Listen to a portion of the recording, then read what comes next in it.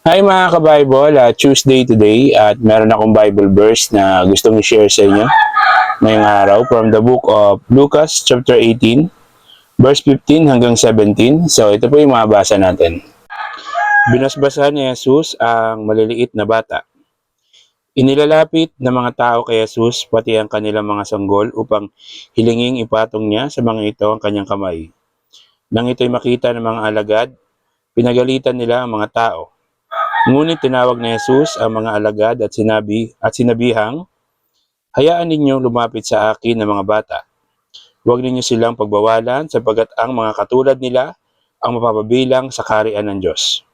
Tandaan ninyo, ang sinumang hindi tumatanggap sa paghahari ng Diyos, gaya ng isang bata, ay hinding-hindi paghaharian ng Diyos.